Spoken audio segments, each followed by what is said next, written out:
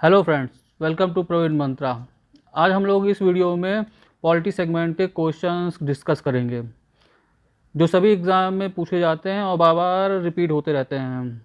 सभी क्वेश्चंस बहुत इंपॉर्टेंट हैं, इसलिए वीडियो लास्ट तक ज़रूर देखिएगा। ये ऐसे क्वेश्चन हैं जो हर हाल में एग्ज़ाम में पूछे गए हैं। तो चलिए शुरू करते हैं आज का ये वीडियो। और ये रहा पहला क्वेश्चन। क्वेश्चन है, भारतीय संसद में निम्न में से कौन सम्मिलित है? ऑप्शन ए राष्ट्रपति, लोकसभा एवं राज्यसभा, बी लोकसभा, राज्यसभा एवं संसदीय कार्य मंत्री, सी लोकसभा, राज्यसभा एवं प्रधानमंत्री, डी लोकसभा, राज्यसभा एवं संसदीय सचिवालय। तो इसमें जो सही आंसर है वो है राष्ट्रपति, लोकसभा एवं राज्यसभा। अनुच्छेद 79 के अनुसार जो है वो भारतीय संसद जो है वो राष्ट्रपति और दोनों सदनों को मिलाकर बनी है। दोनों सदन मतलब कि लोकसभा और राज्यसभा। अगला क्वेश्चन है भारत के राष्ट्रपति चुने जाते हैं? ऑप्शन ए केवल राज्यसभा के सदस्यों द्वारा, ऑप्शन बी केवल लोकसभा के सदस्यों द्वारा, ऑप्शन सी केवल राज्यों के विधानसभाओं और लोकसभा के सदस्यों द्वारा, ऑप्शन डी राज्यसभा, लोकसभा और राज्यों की विधानसभाओं के निर्वाचित सदस्यों द्वारा। तो ऑप्शन डी जो है ये सही आंसर है। राज्यसभा, लोकसभा और राज्यों की विधानसभाओं के निर्वाचित सदस्यों द्वारा जो है राष्ट्रपति का चुनाव होता है। अब जो संविधान की अनुच्छेद 54 है उसमें जो है राष्ट्रपति का जो निर्वाचन मंडल है उनके सदस्यों का बारे में बताया गया है, क्या कौन कौन से हैं। तो इसमें जो 3 तरह के सदस्यों का उसमें है। पहला तो ये कि संसद के दोनों सदनों के निर्वाचित सदस्य होंगे, मनोनीत नहीं होंगे, केवल निर्वाचित सदस्य होंगे। फिर दूसरा है राज्यों के विधानसभाओं के निर्वाचित सदस्य, मनोनीत नहीं, इसमें भी हैं। फिर तीसरा है विधानसभाओं के निर्वाचित सदस्य, और विधानसभाओं में भी केवल दिल्ली और पौंडचेरी का वो है नाम, और दूसरी विधानसभाओं के सदस्यों को नहीं है हक कि राष्ट्रपति के निर्वाचन उसमें भाग लें। अगला क्वेश्चन है, मौलिक अधिकारों के अंतर्गत कौन सा अनुच्छेद बच्चों के शोषण से संबंधित है? ऑप्शन ए अनुच्छेद 17, बी अनुच्छेद 18, सी अनुच्छेद 23, डी अनुच्छेद 24। जो सही आंसर है वो है अनुच्छेद 24। अनुच्छेद 24 के अनुसार जो है 14 वर्ष से कम आयु के बच्चों को जो है किसी भी कारखाने या खान में काम करने के लिए या नियोजित करना गलत है। और फिर अनुच्छेद 17 के अनुसार जो है वो अस्पृश्यता का अंत है। अनुच्छेद 18 के अनुसार जो है वो उपाधियों का अंत। और अनुच्छेद 23 के उसमें जो आता है अंतर्गत आता है वो मानव के दुर्व्यापार और बलात्संग पर प्रतिषेध करता है। अगला क्वेश्चन है उपराष्ट्रपति को पदच्युत करने संबंधी प्रस्ताव प्रस्तुत किया जा सकता है? ऑप्शन ए संसद के किसी भी सदन में, बी राज्यसभा में, सी लोकसभा में, डी उपरोक्त में से किसी में नहीं। तो सही आंसर जो है वो है राज्यसभा में। अनुच्छेद 67 के अनुसार जो है उपराष्ट्रपति को राज्यसभा के एक ऐसे प्रस्ताव के द्वारा अपने पद से हटाया जा सकता है जिसे राज्यसभा के तत्कालीन समस्त सदस्यों के बहुमत ने पारित किया हो और जिसे लोकसभा सहमत हो। और दूसरा ये कि ये प्रस्ताव तब तक पारित नहीं किया जा सकता जब तक कि इसे प्रस्तुत करने से पूर्व कम से कम 14 दिन पहले राज्यसभा में प्रस्तुत करना पड़ेगा। अगला क्वेश्चन है, कल्याणकारी राज्य की संकल्पना का समावेश भारत के संविधान में है? ऑप्शन ए राज्य के नीति निर्देशक तत्व में, बी चौथी अनुसूची में, सी मौलिक अधिकारों में, डी प्रस्तावना में। तो सही आंसर जो है वो ए राज्य के नीति निर्देशक तत्वों में। कल्याणकारी राज्य की संकल्पना का जो है वो भारतीय संविधान में राज्य के नीति निर्देशक तत्वों में किया गया है। ये संविधान के भाग 4 के तहत अनुच्छेद 36 से 51 के अंतर्गत शामिल किया गया है।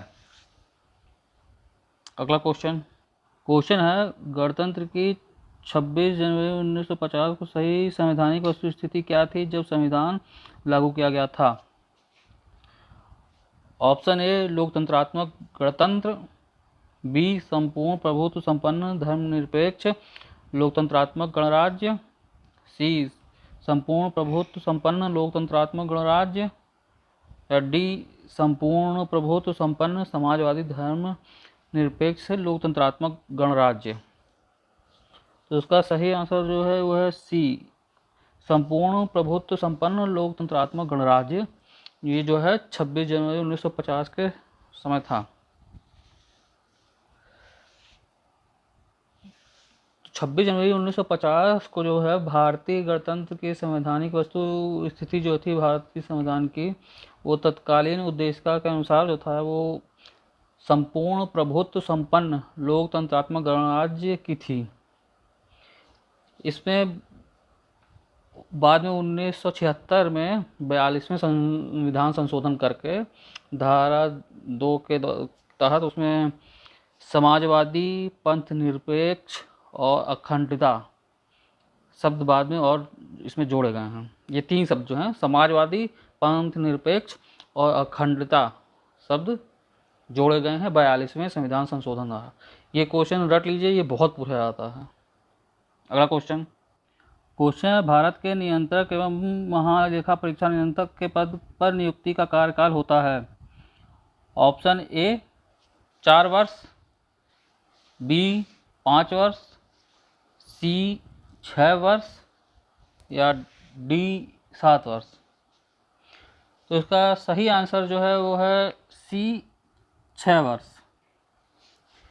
भारतीय संविधान के अनुच्छेद 148(3) के अनुसार जो है नियंत्रक एवं महालेखा परीक्षक का कार्यकाल जो है 6 वर्ष का होता है, या वह अधिकतम 65 वर्ष की उम्र तक सेवारत रह सकता है, या इनमें से जो पहले हो जाएगा ये उसका रहेगा। मतलब कि या 6 वर्ष का कार्यकाल हो या फिर 65 वर्ष की उम्र, जो दोनों में से पहले होगा उसके तहत उसमें वो रहेगा। अगला क्वेश्चन है भारत के संविधान के किस भाग में मौलिक कर्तव्य उल्लिखित हैं।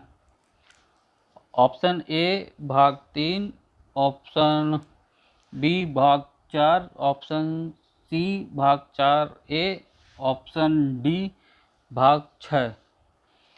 तो सही आंसर जो है वो भाग 4A, ऑप्शन सी।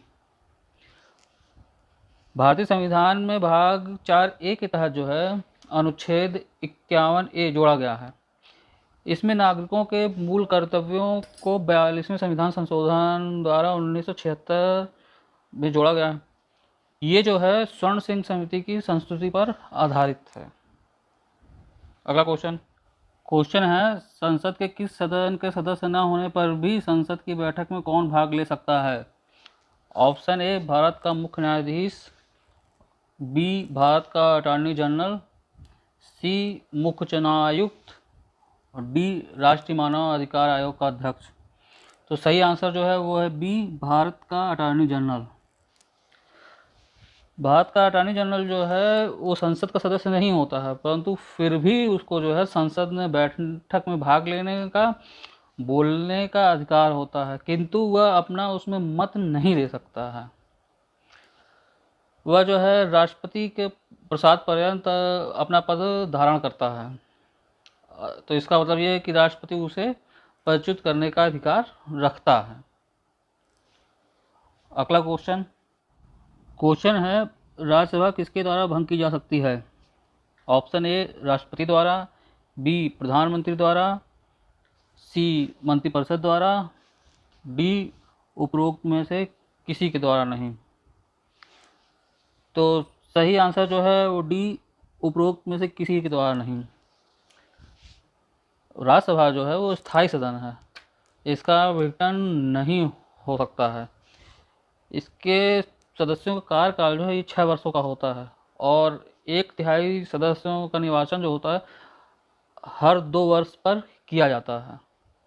तो ये थे पॉलिटी सेगमेंट के 10 most important question. I hope ये वीडियो आपको पसंद आया होगा।